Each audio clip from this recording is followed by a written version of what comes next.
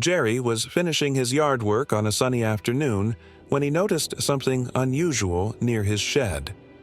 A flash of iridescent color caught his eye, pulling him closer. What he found was a snake, but not like any he had seen before. Its shimmering scales formed intricate, almost geometric patterns, and its movement was unnervingly deliberate. A chill ran down Jerry's spine as unease gripped him. This wasn't the harmless garter snake he was accustomed to seeing. "Carla," he called out to his wife, who was inside the house. "You need to see this." Carla appeared moments later, her hands still damp from washing dishes. She leaned in for a closer look, but the sight made her step back instinctively. "What on earth is that?" she whispered. Jerry shook his head. "No idea, but I'm not taking any chances. I'll call the ranger." After snapping a few photos with his phone, Jerry dialed the local ranger station. He explained the situation, hoping for a quick explanation. "I'll be there as soon as I can," Ranger Ross replied. Something in his tone made Jerry uneasy. While waiting for Ross, Jerry couldn't resist doing some research. He sat at his computer typing search terms about colorful snakes, but none of the images or descriptions matched what he had seen. Page after page yielded nothing but frustration. Meanwhile, Carla kept a cautious eye on the shed from the kitchen window, making sure their young son, Tim, stayed indoors. An hour later, Ranger Ross arrived. His usual friendly demeanor gave way to a focused intensity as soon as he saw the snake. "This isn't something you're supposed to see around here," he muttered, crouching down to examine it. "What do you mean?" Jerry asked, alarmed. Ross didn't answer immediately. He took out a measuring tape and notebook, documenting every detail. Finally, he stood up and sighed. "I need to make a call. Stay here and keep everyone back." Word spread quickly through the neighborhood. By the time Ross returned, a small crowd had gathered near Jerry's yard. Parents held their children back while others whispered theories about the snake. "It's too exotic to be local," one man speculated. "What if it's venomous?" another whispered anxiously. Ross finally addressed the group. "Listen up, everyone. This snake might be dangerous, so we're setting up some temporary barriers. Please keep your distance." His calm but firm tone managed to quiet the crowd, and the barriers were quickly constructed. Jerry's longtime friend, Bob, a wildlife photographer, arrived soon after. "You've got the whole neighborhood buzzing," Bob said with a grin, but his smile faded as he knelt to photograph the snake. "Jerry, this is unlike anything I've seen. It could be a new species or something rare that escaped from captivity." Bob's words added to the growing tension. Could this really be a new discovery? Or was it a sign of something more sinister? The answer came sooner than anyone expected. Ross received a call from a colleague specializing in herpetology. After describing the snake, the expert's response was chilling. "It might be part of an illegal animal trafficking operation. You need to secure the area immediately." Ross relayed the information to Jerry and the crowd. "This could be connected to smuggling," he explained. "I've seen cases like this before. Exotic animals are often trafficked for profit, and their presence can disrupt local ecosystems." The revelation sent shockwaves through the group. "Smuggling?" Carla asked, clutching Tim's hand. "How does something like that end up here?" "We don't know yet," Ross replied, "but we're going to find out." By nightfall, local authorities arrived to investigate further. Officers combed the neighborhood, searching for signs of other exotic wildlife. Their search led them to an old, abandoned barn at the edge of town.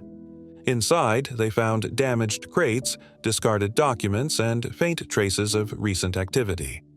One officer noted, "This barn was used for smuggling." No doubt about it. The discovery deepened the mystery. Investigators questioned neighbors, and one elderly man recalled seeing a van near the barn late at night. Jerry, eager to help, offered to check his home's security camera footage. The next morning, Jerry sat with officers to review the recordings. Sure enough, the footage revealed a shadowy figure unloading crates near the barn. The van's license plate was obscured, but the lead was enough to escalate the investigation. Meanwhile, biologists from the local university arrived to examine the snake. They set up a makeshift lab in Jerry's yard, complete with microscopes and testing kits. As they worked, one of the scientists remarked, "This snake has traits from multiple species. It's not natural." The biologist's findings pointed to genetic modification, a disturbing possibility. If this is engineered, another scientist speculated, it could be part of an illegal experiment or breeding program. The idea sent a chill through Jerry. "What does that mean for us?" he asked.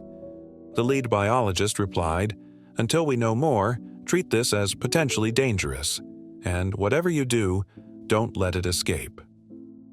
As investigators pieced together evidence from the barn and Jerry's footage, a larger picture began to emerge. The crates bore foreign labels, suggesting international origins. Authorities widened their search, connecting the discovery to a broader smuggling network spanning multiple states. The case gained media attention, and reporters descended on Jerry's quiet neighborhood. News vans lined the street, and journalists clamored for interviews.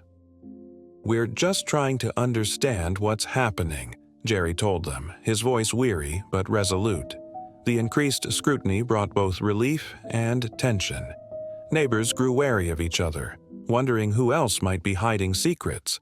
To ease the tension, Jerry organized a community meeting. "We need to stick together," he emphasized. "This affects all of us." The breakthrough came when Tim, exploring the attic out of curiosity, stumbled upon old documents left by the previous homeowners. Among them were receipts and notes suggesting the property had been used for illicit activities years ago. "Dad, look at this!" Tim exclaimed, rushing downstairs with the papers. Jerry and Ross pored over the documents. "This could be the missing link," Ross said. "If this property was part of a smuggling route, it might explain how the snake ended up here." Authorities analyzed the documents, uncovering connections to known trafficking operations. The discovery added urgency to their efforts, and federal agencies joined the investigation. Finally, the day of reckoning arrived. Coordinated raids across several states uncovered a sprawling smuggling network. Officers seized exotic animals, confiscated documents, and arrested key suspects. The hybrid snake was confirmed to be a genetically modified specimen, designed for the black market. "This isn't just local," Ross told Jerry. "It's a global problem.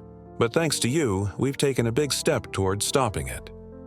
Jerry felt a mix of relief and disbelief. "All this because of a snake in my yard," he murmured. In the weeks that followed, life in the neighborhood began to return to normal. The biologists completed their analysis, confirming the snake's artificial origins. The case became a cautionary tale about the dangers of wildlife trafficking and genetic manipulation. Jerry and Carla hosted a community talk, sharing their experiences and emphasizing the importance of vigilance. "If you see something strange, speak up," Jerry urged. "You never know what it might lead to." Tim, now a minor local celebrity, showed off his attic discovery at the event, earning applause and laughter. The ordeal left an indelible mark on the community. Neighbors grew closer, united by the crisis. Jerry's yard, once the site of mystery and fear, became a symbol of resilience and cooperation.